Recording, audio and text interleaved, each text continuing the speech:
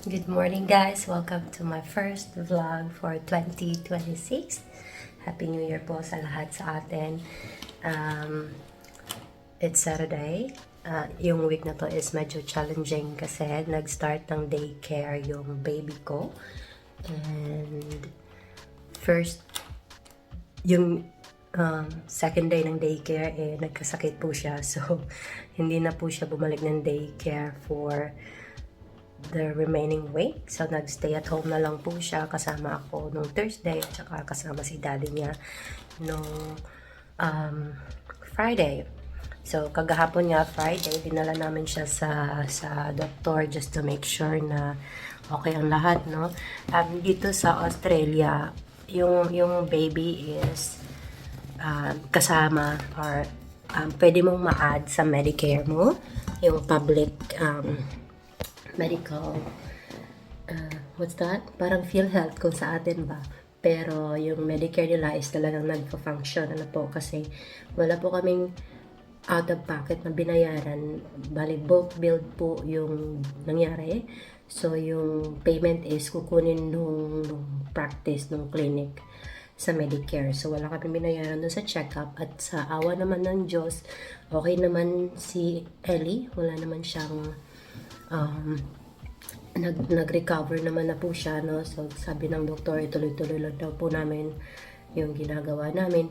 Naka-pick up po siya ng I think bugs sa daycare. So, nagka-gastro nung Tuesday. Dinala namin siya sa daycare. Pagka-uwi niya, biglang sumusuka siya every time na umiinom siya ng gatas or kumakain ng something. Tapos, nagka-diarrhea po siya, no? So, syempre, as a first time mom, kinabahan ako, natakot ako kasi 'di ba? Ang baby madaling ma-dehydrate. So, yun nga, trinay kong mag-book ng doktor pero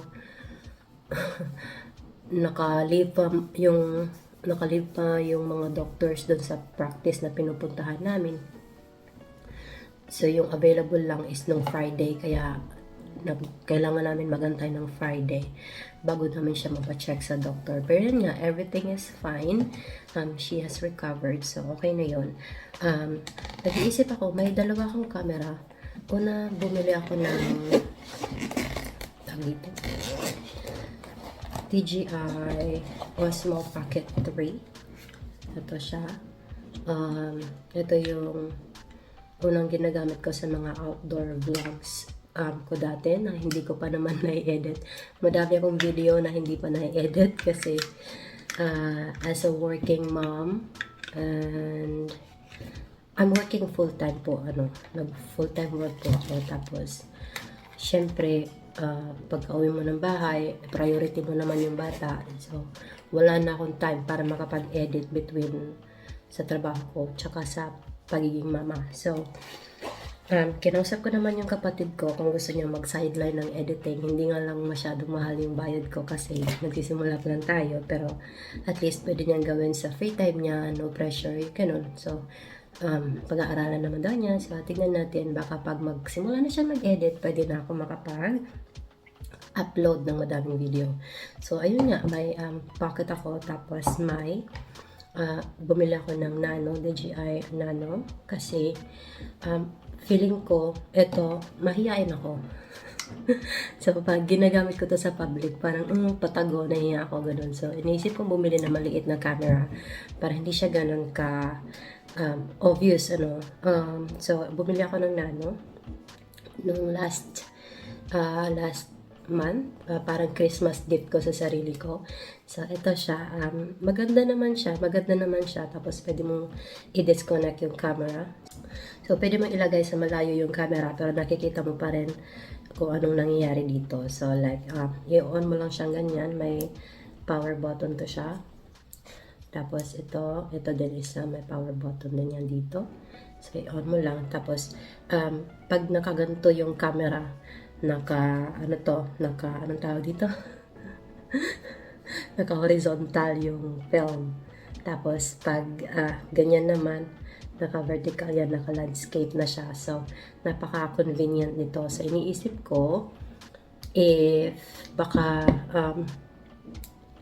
ibenta ko na lang yung isa, yung Pocket 3. Kasi, aanin ko naman yung dalawang camera, 'di ba? Pero, pag-iisipan ko muna. Kasi,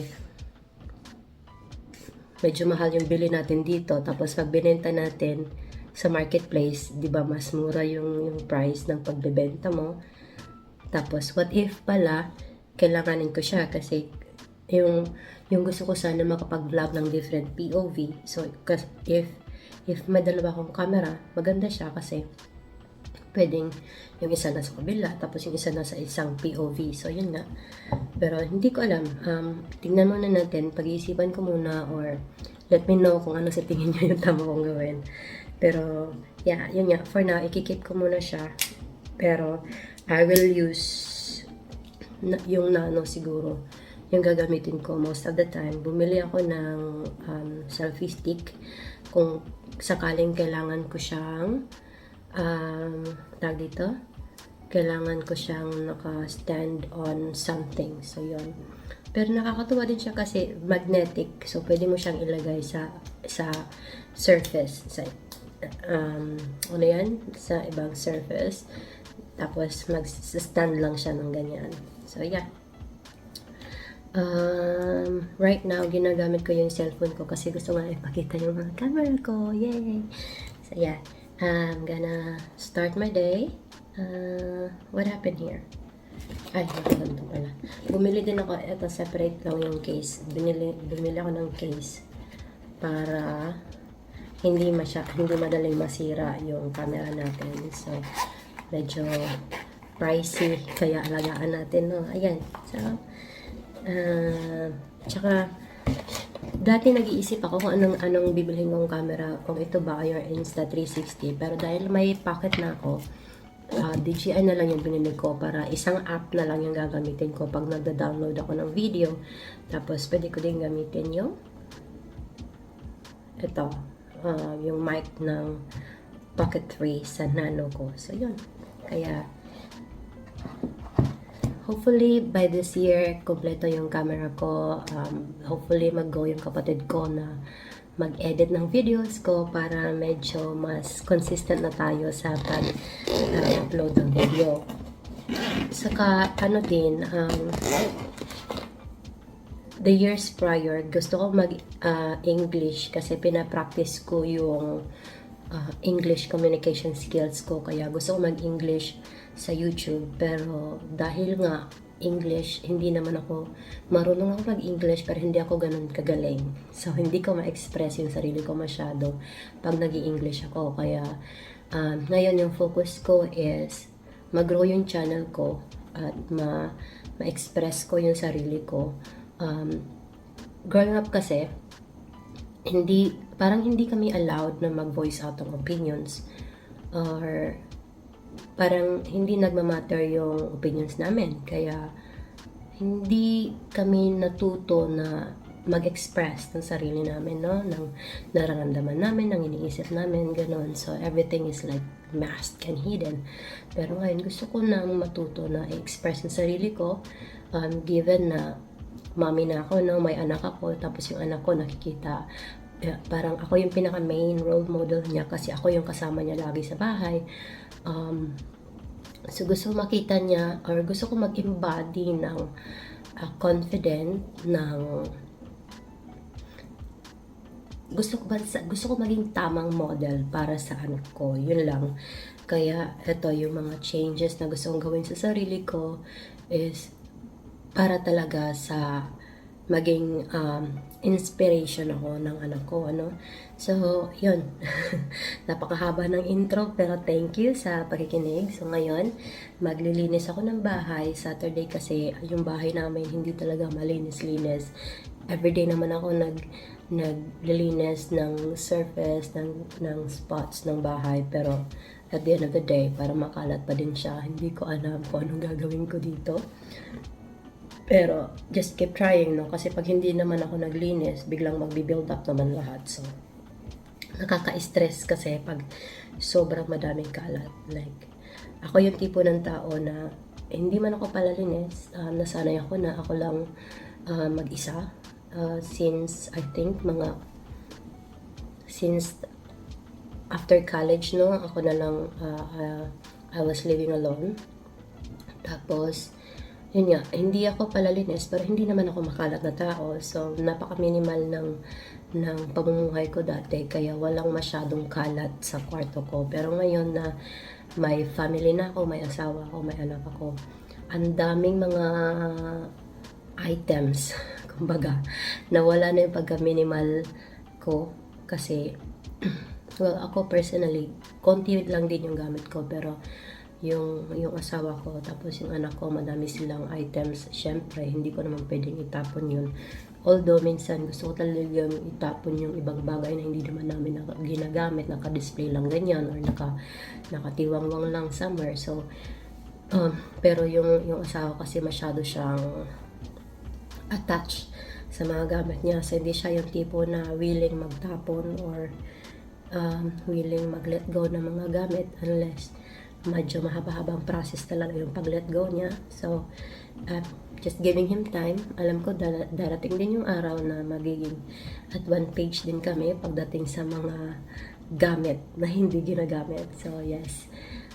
Okay. That's it. Sobrang haba na talaga ng intro ko. So, maglinis na tayo. Wait lang, nakalimutan ko ng proper intro. Hi guys, my name is Cindy and isa pa akong Filipina mommy na nakatira sa Australia. May specifically sa Perth, Western Australia, and sa channel na to, sinishare ko lang yung mga daily experiences ko, daily thoughts, at kung ano-ano lang sa buhay ko. So, yes, thank you for being here. Ayan, so ito yung itsura ng kitchen namin ngayong morning. Yan. Sa totoo lang, hindi pa tumakalat. Hindi pa ito yun. Naglinis ako, hindi pa ito yun kasi naglinis ako kagahapon. Plano ko sana nun is maglinis before ako matulog, pero nakatulog ako while pinapatulog ko yung bata. So, yun. Sa hindi ito yung kalat na sinasabi ko, malinis pa to. Promise. Pero, yeah. Yun. Minsan, talagang makikita mo na nakaka-stress. Lalo na pag nagluluto yung asawa ko, makikita mo, ang daming kalat dito sa kusina. So, kahapon hindi siya nagluto. I think hindi siya nagluto. Kasi hindi kami nag-dinner kagabi. Kasi nga nakatulog ako, diba? So, yun. Walang dinner kagabi.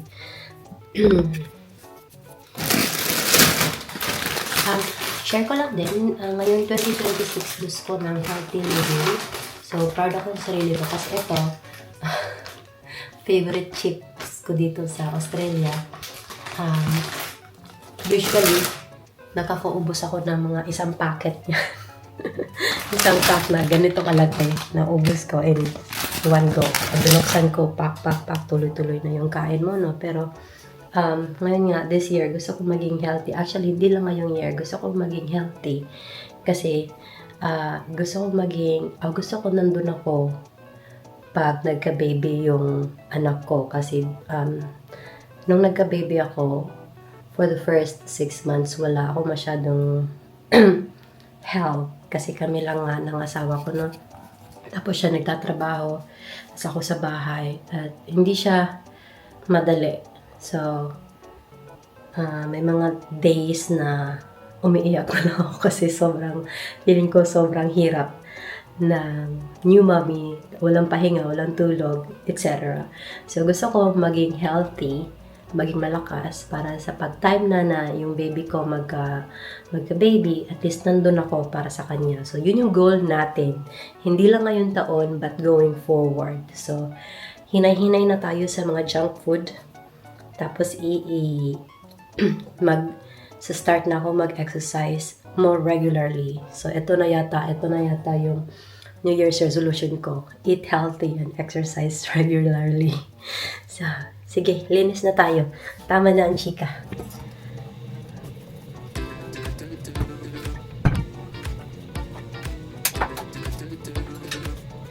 So, ako din, pagka waray. Wala ako from Leyte. Hello sa mga taga Leyte kung meron mga nanonood na taga Leyte dyan. Of course, yung family ko taga Leyte. Hello guys! So, pagka may ginagawa ko, gusto ko nakikinig ako ng podcast. Yung favorite ko pakinggan is si Joel Austin. Palagi ako nakikinig ng podcast niya kasi ang positive. Medyo nega talaga ako. Yung internal dialogue ko is very negative. So, nakikinig ako ng mga positive na messages para naman mabalance siya, no? So, if hindi ko kaya mag-generate ng positive vibes within me, at least yung kinoconsume ko is positive.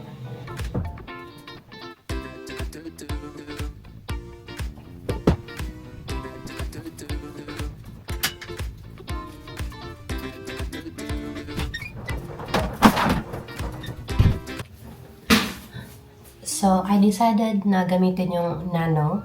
I decided na gamitin yung DJI Pocket kasi may stand siya. Wala pang stand yung Nano ko.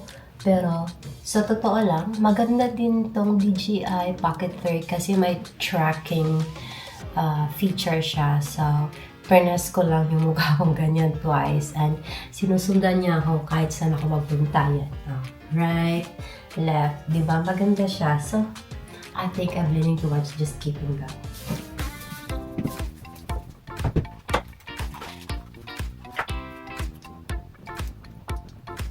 Tapos, yung Nano ko, ilalagay ko siya dun sa other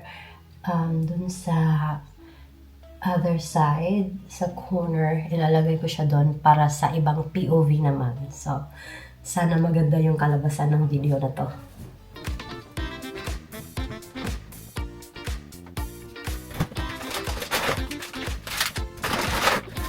Tapos, di ba, gusto kong mag-lose ng weight. So, ito yung game plan ko is mag-OptiSlim pag breakfast para hindi ako nag-rise ng breakfast.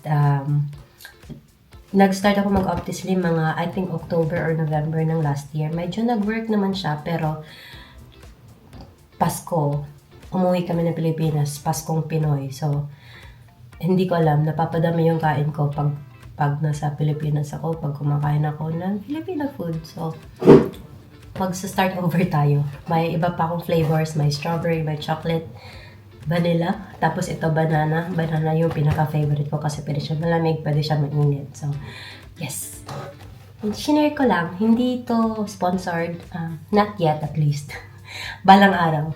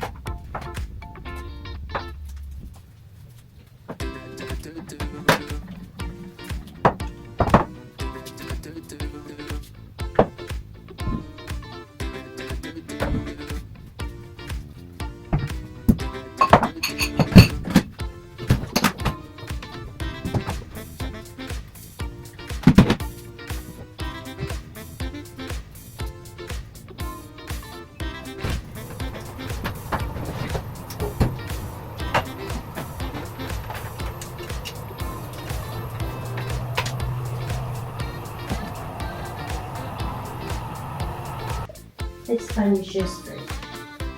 Where's your shoes? Where's your shoes? Mag-iisang oras na pero yung mesa pa lang yung nalinis ko. Ayan. It's a good progress though. Tapos nagtapon ako ng mga basura. Ngayon, maghuhugas naman ako ng mga hugasin. Actually, nakapagsampay na din ako ng first load of laundry. So, medyo madami na din ako nagawa. Nagising din kasi yung baby ko. So, kailangan mag-pause ng konti. Ngayon, nanonood siya ng TV. Nanonood ba siya ng TV? Ellie? What you doing, baby? Hindi pala. Naka-on yung TV pero naglalaro siya ng mouse. Mouse yung sa computer, hindi yung totoong mouse. So yun. Ngayon, let's do the dishes naman, ha? So malapit na ako matapos maghugas. But, mag-aalas 9 na. So, ipiprepare ko muna yung snacks ni Ellie. Yung snacks nila sa daycare is 9 o'clock. So, pina-follow ko lang yung time niya sa daycare para hindi siya ma-confuse. Kasi sabi nila, yung mga experts, dapat consistent ka daw talaga. Especially pag sa schedule ng bata. Kasi napaka-importante ng consistency sa kanila sa ganitong stage ng buhay nila. So that's why I'm trying to follow whatever schedule she have sa daycare. You want food? How about bananas?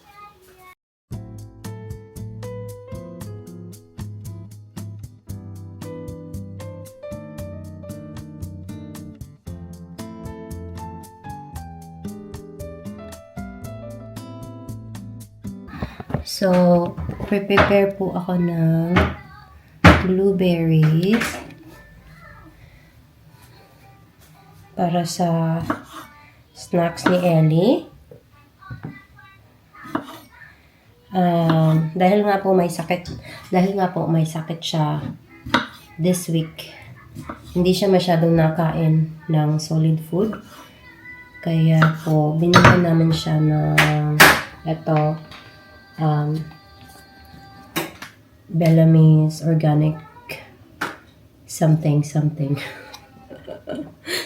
Yung husband ko yung pumili nito. Ayaw niya na sobrang processed na food. Kaya chine-check niya yung mga ingredients at kung anong nakasulat sa likod before siya bumili. So, I just trust his judgment kasi nga gusto niya yung best para sa baby namin. So, dadagdagan ko lang ng fruits sa side. Most likely, hindi niya kakainin yung fruits. Pero, at least nandyan siya in case gustuhin niyang kumain. Diba? So, yan. Konting slices ng bananas at saka blueberries.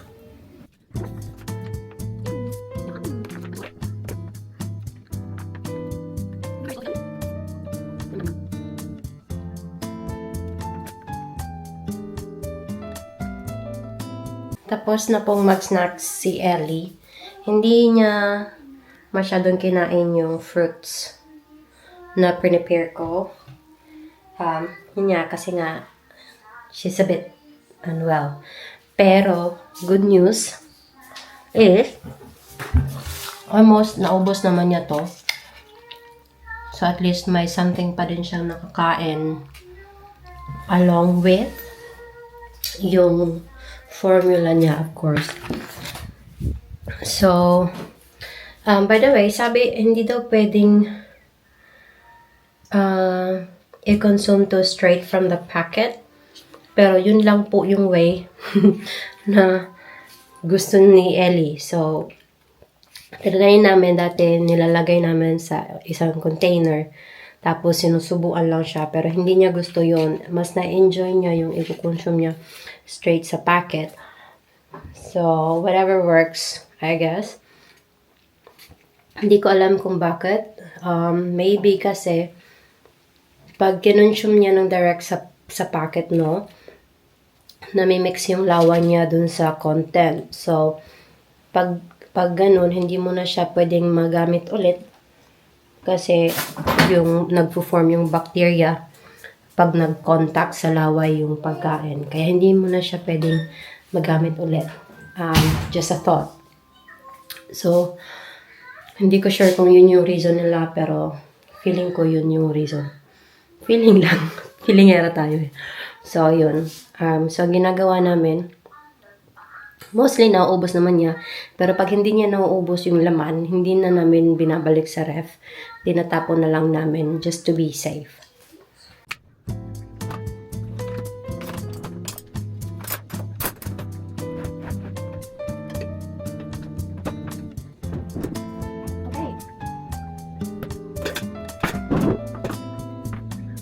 Ang ganda ng panahon ngayon. Awa. Awa, ganda. Summer na dito sa Australia. Surprisingly, hindi pa siya ganun kainit.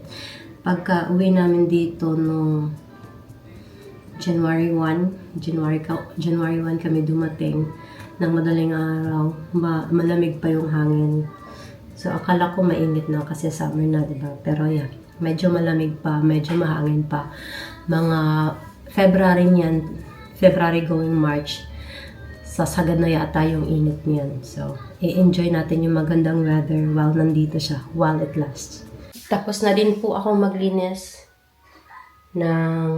maghugas, tsaka maglinis ng kitchen. Whee!